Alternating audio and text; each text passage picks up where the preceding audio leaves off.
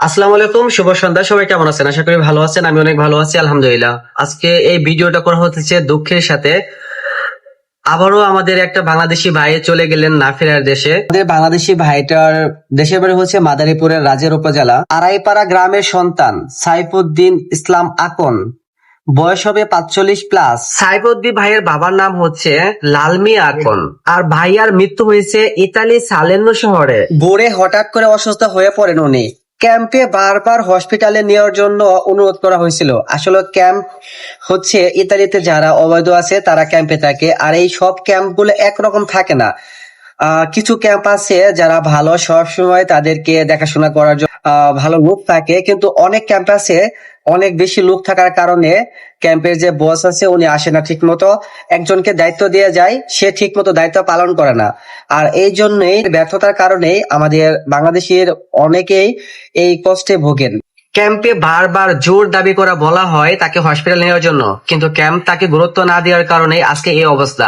তারপর স্থানীয় যে বাংলাদেশি ভাইরা আছে তারা ক্যাম্পে আসার চেষ্টা করে এবং তাকে হসপিটাল নেওয়ার চেষ্টা করে। সেটাতেও তারা বলতেছে যে বাইরের লোক ক্যাম্পে ঢোকা এলাও নাই, অনুমতি নাই।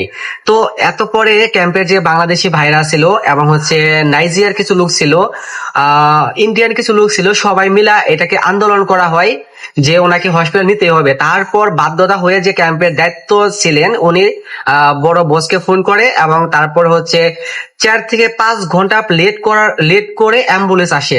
তো অ্যাম্বুলেন্স আসার সাথে সাথে ওনার মৃত্যু হয়। আর এই মৃত্যুটা হয়েছে তাদের ব্যর্থতার কারণে, অদায়িত্বহীনের কারণে।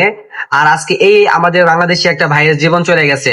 ওনারা যদি ঠিক টাইমে অ্যাম্বুলেন্স আনতো, ঠিক টাইমে তাকে চিকিৎসা হসপিটালে নিয়ে যাইতো, তাহলে হয়তো ওনার মৃত্যু হইতো না। যাই হোক, আল্লাহর জিনিস আল্লাহ নিয়ে গেছে, কিন্তু তারপরে তো আমাদের চেষ্টা করতে হবে।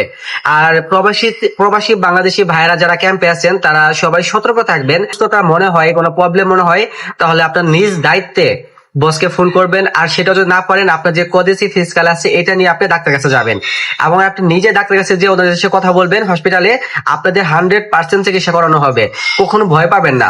আর ক্যাম্পের আশায় কখনো বসে থাকবেন না, কারণ আপনার সাথে জড়িয়ে আছে আপনার পরিবার। আপনার কিছু হয়ে গেলে আপনার পরিবারও ধ্বংস হয়ে যাবে। তো মৃত্যু কার কখন আসে এটা কেউ বলতে পারে না, কিন্তু আমরা তো সেফ থাকতে পারি, এটা তো আমাদের দায়িত্ব। তো সবার উদ্দেশ্যে একটা কথা বলবো, সবাই সেফ থাকবে, নিজের প্রতি দায়িত্বশীল হবেন। আপনার পিছনে জড়িয়ে আছে আপনার পরিবার। আল্লাহ পাক জানি ওনাকে জান্নাতুল ফেরদৌস দান করুক। আমরা সবাই এই দোয়া করব। সবাই আপনারা দোয়া করবেন ওই ভাইয়ের জন্য, ভাইয়া জানি বেহেশতবাসী হয়। আর সবাই ভালো আছেন, ভালো থাকবেন, ভাইয়ের জন্য দোয়া করবেন। আসসালামু আলাইকুম।